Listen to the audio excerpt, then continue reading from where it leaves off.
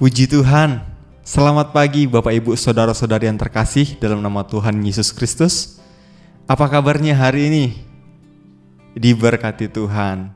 Kalau kita semua diberkati Tuhan, kita bersyukur pagi hari ini kita masih boleh dalam keadaan tubuh yang sehat, kuat, semua karena kebaikan Tuhan.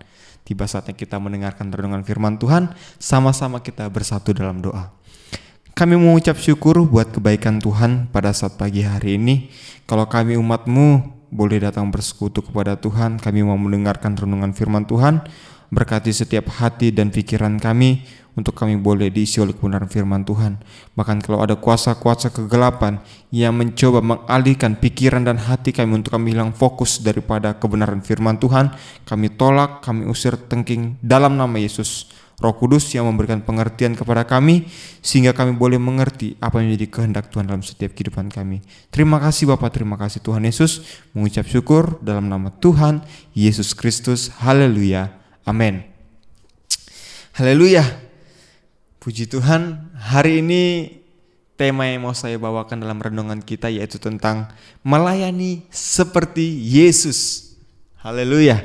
Kalau kita mau melihat kata dari melayani, itu adalah dari bahasa Yunani yang berarti diakonia dalam bahasa Yunani ya, dalam melayani. Dan ini pun merupakan salah satu dari tugas sebagai orang Kristen. Apa kedua yang lainnya? Yaitu adalah koinonia yang maknanya adalah bersekutu dan maturia yang maknanya adalah bersaksi. Sebagai kehidupan orang Kristen, ketiga tugas ini adalah hal yang wajib kita lakukan. Maksudnya apa? Kita bersekutu bersama dengan Tuhan. Kita menyaksikan menjadi saksi Kristus bahwa Tuhan itu bekerja dan ada dalam setiap kehidupan kita. Dan juga yang terakhir adalah diakonia. Yang itu apa? Artinya apa? Melayani Tuhan. Tapi yang mau kita bahas di sini diakonia dalam artian diakoneo.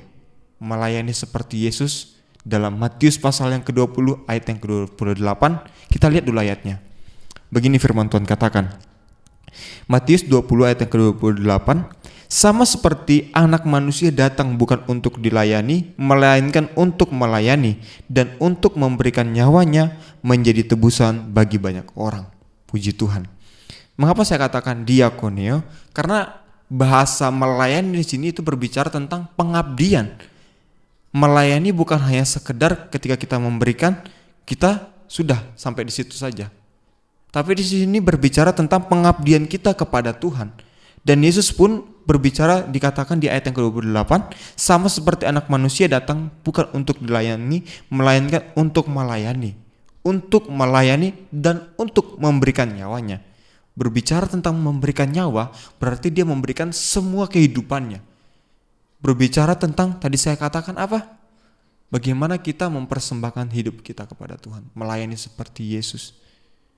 Kalau kita mau melihat konteks dari ayat ini, bagaimana ayat ini bisa muncul, kita lihat di ayat-ayat sebelumnya, di perikopnya dikatakan tentang permintaan Ibu Yakobus dan Yohanes, bukan memerintah, melainkan melayani. Ibu Yohanes ini berbicara kepada Yesus begini, Yesus, saya sedikit menceritakannya ya, supaya Bapak Ibu mengerti. Jadi antara Ibu Yakobus dan Yohanes ini berbicara, Yesus, ketika engkau nanti sudah sampai di surga, boleh enggak kedua anakku ini duduk di sebelah kanan dan kirimu? Tapi Yesus katakan apa? Itu bukan hakku. Sebagai manusia ya, Yesus berbicara sebagai manusia, dikatakan itu bukan hakku, tapi Bapakku lah. Dan di ayat selanjutnya lagi, Yesus memberikan suatu pernyataan begini di ayat yang ke-25. Kamu tahu bahwa pemerintah-pemerintah, bangsa-bangsa memerintah rakyatnya dengan tangan besi dan pembesar-pembesar menjalankan kuasanya dengan keras atas mereka. Mengapa Yesus berbicara tentang ini kembali? Berbicara tentang penguasa-penguasa, pembesar-pembesar. Karena dibilang mengikut aku itu bukan soal kedudukan. Mengikut aku itu bukan soal bagaimana kamu akan diangkat. Tapi bagaimana kamu mau merendahkan diri, mau melayani Dia, melayani Tuhan, maka Tuhan akan mengangkatmu. Bukan soal bagaimana jabatanmu ke depan, tapi bagaimana pelayananmu ke depan yang menyenangkan hati Tuhan, maka Tuhan yang akan mengangkat kehidupanmu. Makanya di sini dikatakan melayani seperti Yesus itu bukan berbicara tentang ingin melayani supaya kita dihargai orang, supaya kita dihormati orang, supaya kita memiliki jabatan yang tinggi. Tidak.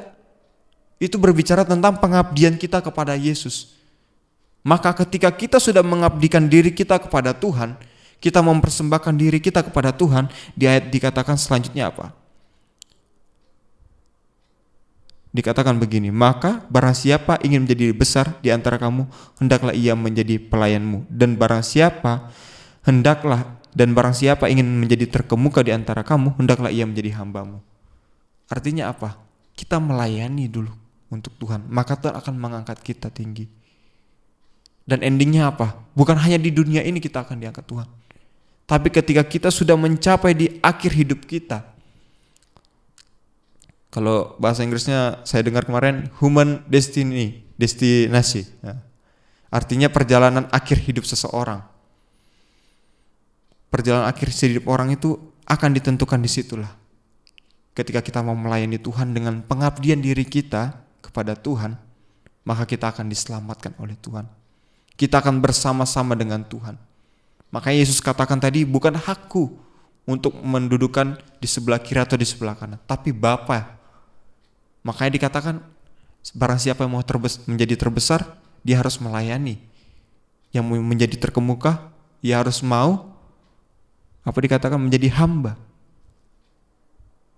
Jadi berbicara tentang melayani Tuhan, berbicara bagaimana kita menyerahkan hidup kita untuk kita mau melayani Tuhan. Dan Yesus sudah memberikan teladannya. Bahkan Rasul Paulus pun menulis dalam Filipi pasal yang kedua, ayat yang kelima dikatakan begini, sampai ayat yang ke-9, hendaklah kamu dalam hidupmu bersama menaruh pikiran dan perasaan yang terdapat juga dalam Kristus Yesus, yang walaupun dalam rupa Allah tidak menganggap kesetaraan dengan Allah itu sebagai milik yang harus dipertahankan, melainkan telah mengosongkan dirinya dan mengambil rupa seorang hamba dan menjadi sama dengan manusia, dan dalam keadaan sebagai manusia ia telah merendahkan diri dan taat sampai mati, bahkan sampai mati di kayu salib. Itulah sebabnya Allah sangat meninggikan dia dan mengaruniakan kepadanya nama di atas segala nama. Dan endingnya keselamatan Tuhan akan berikan kepada siapa? Kepada mereka yang setia mau melayani Tuhan. Amin. Puji Tuhan. Renungan firman Tuhan sampai di sini. Biarlah kita sebagai orang-orang percaya, kita mau menyerahkan diri kita, mengabdikan diri kita untuk kita mau melayani Tuhan. Tuhan, terima kasih sudah menyelamatkan aku, dan aku mau datang kepada Tuhan untuk melayani Engkau karena keselamatan yang sudah diberikan. Puji Tuhan. Akhirnya kita akhirin renungan ini dan kita bersatu di dalam doa. Kami mengucap syukur Bapa yang baik Tuhan buat kebaikan Tuhan yang terjadi dalam setiap kehidupan kami. Kalau kami sudah mendengarkan renungan firman Tuhan tentang melayani seperti Yesus, kami tahu Tuhan, ini adalah bukanlah hal yang mudah untuk kami lakukan. Tapi kami mau berusaha untuk kami melakukan yang terbaik dari kehidupan kami, sehingga kami boleh memberikan yang terbaik dari pengabdian hidup kami kepada Tuhan. Berkati setiap kehidupan kami Tuhan, berikan kami rasa untuk kami terus mau mencintai Tuhan. Kami mau melayani Tuhan dengan segenap kehidupan kami, bukan karena embel-embel suatu jabatan atau suatu pujian daripada orang lain, tapi kami benar-benar mau dengan tulus hati dan kehidupan kami melayani Tuhan. Terima kasih Bapa yang baik, terima kasih Tuhan Yesus. Kami alaskan doa kami ini dalam satu nama ajaib, yaitu dalam nama Tuhan Yesus Kristus. Haleluya, amin.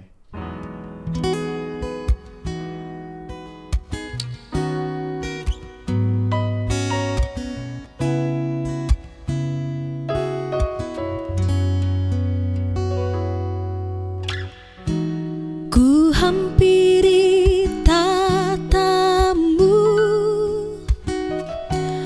ku sujud menyembahmu,